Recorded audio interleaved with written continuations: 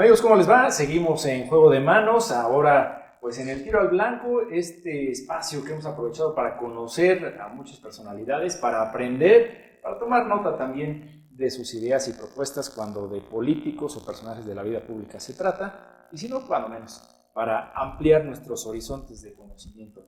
En esta ocasión, pues está con nosotros Vladimir Hernández, que es diputado de Morena. ¿Cómo estás? Bienvenido. ¿Qué tal? Bien, muchas gracias por la invitación. Mi querido Javier, me brinqué el saludo, pero es que me quedas lejos. No te preocupes, amigo, ya sabes que aquí estamos y que listos para lo que ustedes. Ya nos habíamos saludado, ¿eh? Claro que sí, muy efusivamente. Pues entremos al tema. Entramos al tema con Vladimir. Él es diputado del Movimiento de Generación Nacional. Queríamos platicar contigo acerca del presupuesto que se acaba de aprobar por mayoría en la Cámara de Diputados. ¿Cuál es la razón por la que Morena votó en contra? ¿Qué le vieron de feo a este presupuesto? ¿Qué le vieron de mal? Bueno, primero muchas gracias por la invitación. En realidad nosotros realizamos una discusión en comisiones precisamente sobre lo que tiene que ver el presupuesto. Son muchas las razones por las cuales nosotros votamos en contra. La primera de ellas es la gran opacidad que tiene el procesamiento de la discusión del presupuesto. Nosotros incluso en comisiones hubo modificaciones del presupuesto que mandó el gobernador.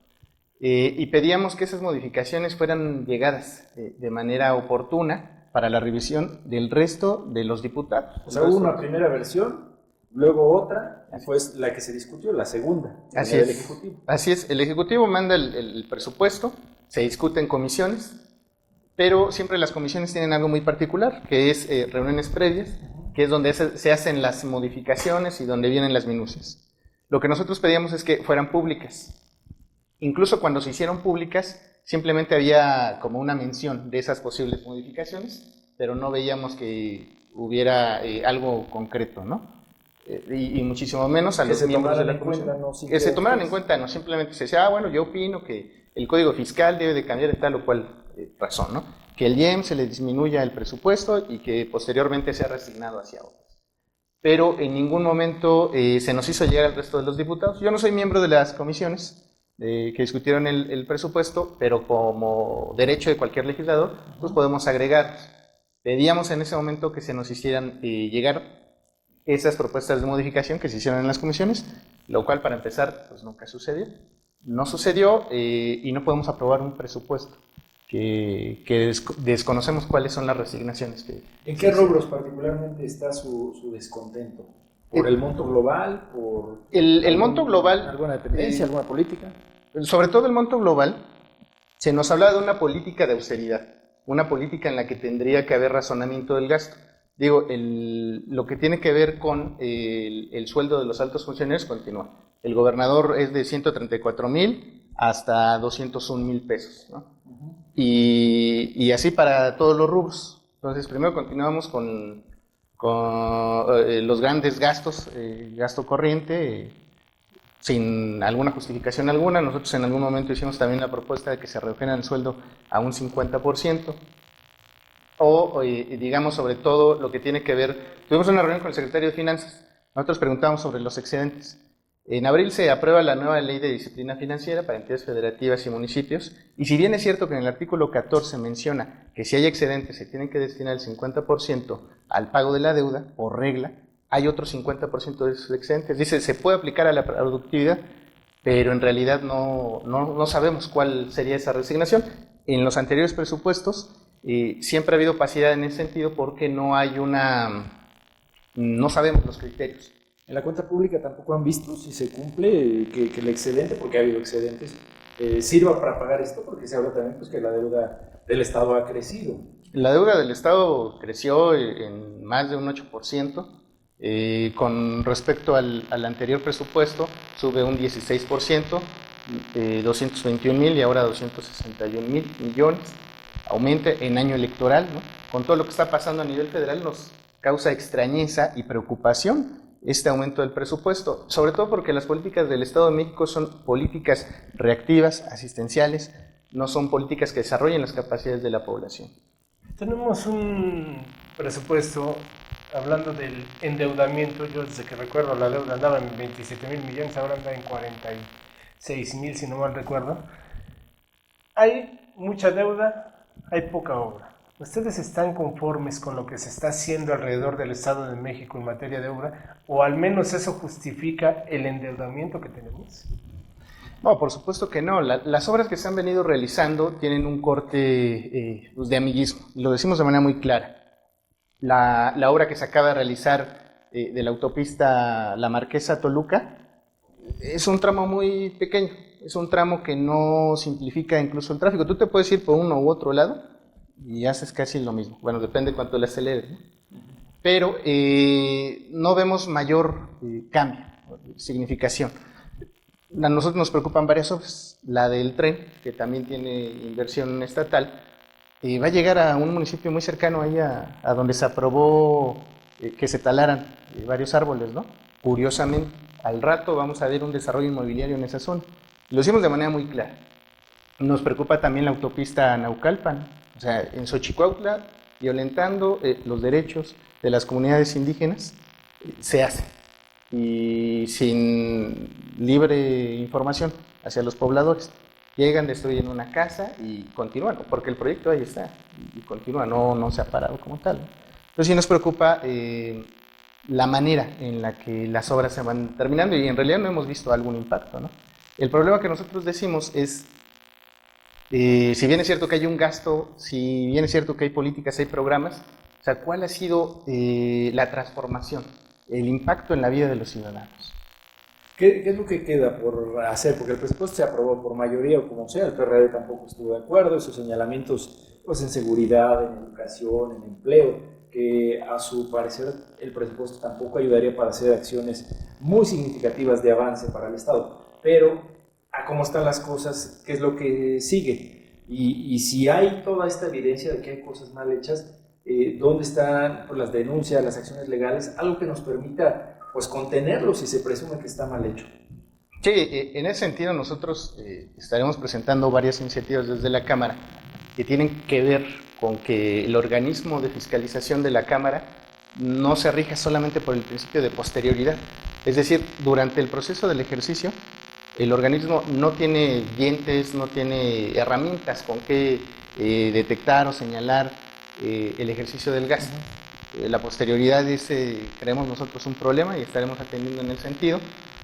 Y las denuncias las estamos haciendo incluso el pasado jueves 17 en San Felipe del Progreso viene Luis Miranda en un año electoral y salvo, bueno, con estas ferias de servicios mostrando los programas que hay, pues se reparte de manera dadivosa las despensas, ¿no?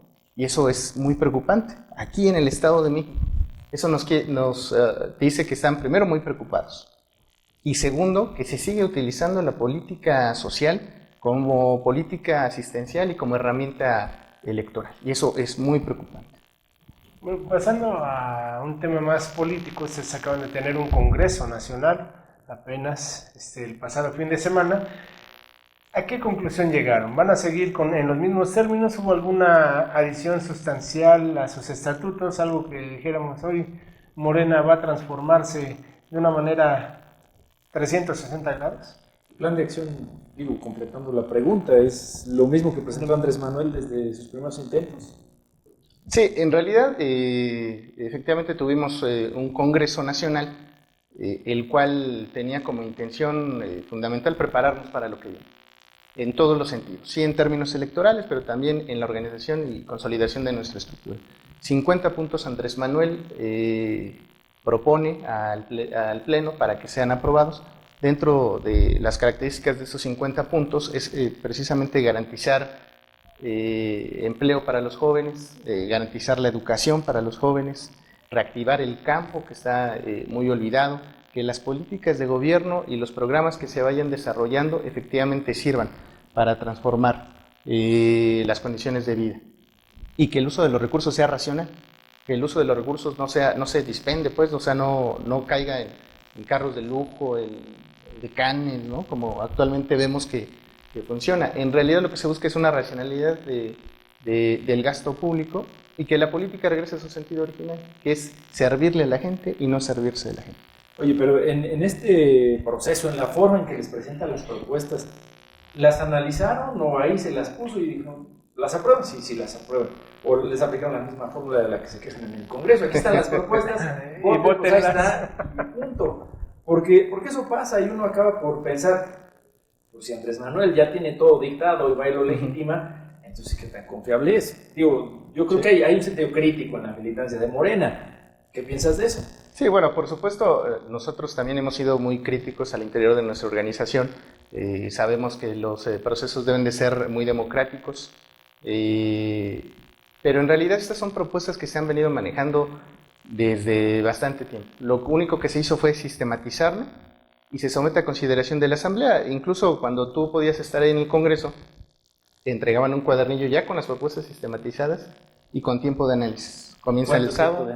Comienza el sábado y el domingo por la tarde es cuando se aprueba, pero sin embargo, repito, lo mismo, son propuestas que se venían trabajando desde antes.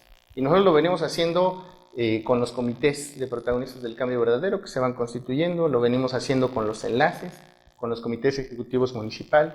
Es un proceso, digamos, democrático que ha sido cuestionado en algunos momentos, pero lleva todo un proceso. No es solamente lo que se ve ahí de alcen la mano quien está a favor o en contra, sino es todo un proceso. Se quejan también de la cuestión precisamente de los presupuestos en años electorales. Sin embargo, las propuestas de Andrés Manuel pues también como que giran en torno a ese sentido, ¿no? Aumento de salario a maestros, a policías y a otro sector más, ¿no? O sea, pues son los sectores que en estos momentos están verdaderamente muy dañados, al menos por el sistema. Son los más rebeldes por la reforma educativa, por la cuestión laboral, y ahora vamos por ellos en Morena, ¿o qué hacen?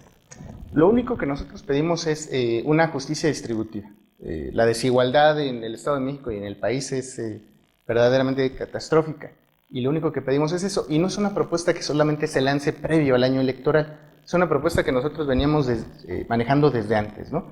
Incluso el aumento salarial a los maestros es una lucha que se viene realizando desde que entra la reforma educativa y no era momento electoral.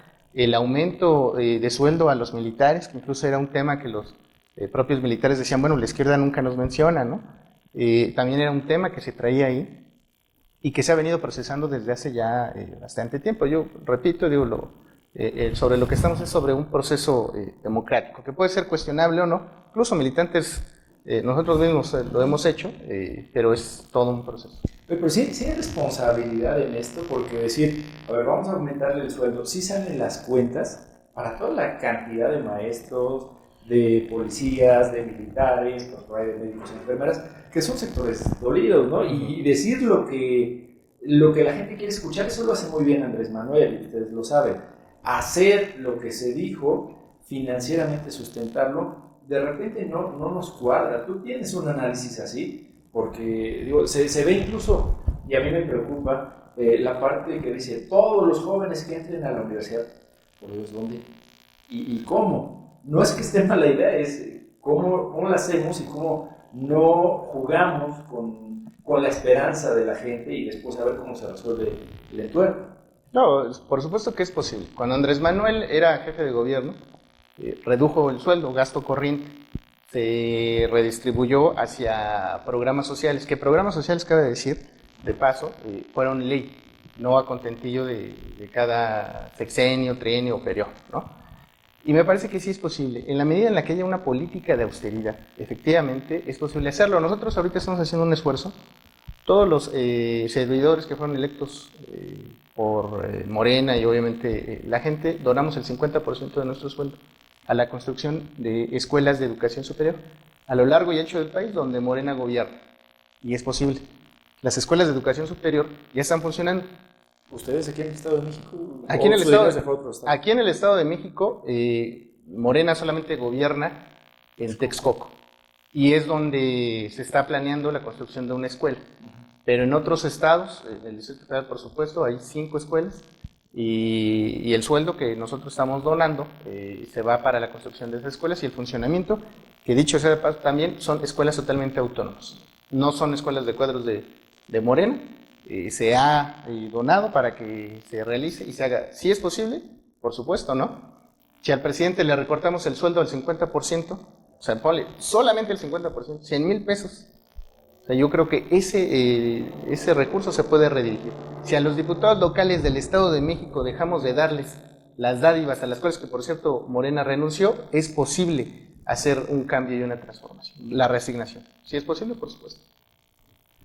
Pues, diputado, la verdad es que queda en la expectativa de la gente que se pueda, ¿no? Queda en la expectativa que crea en que hay que cambiar el estado de cosas y que ustedes son opción. Yo estoy convencido de que la existencia de opciones serias, con ideas sólidas, pues siempre ayudará a normar el juicio y a enriquecer la toma de decisiones.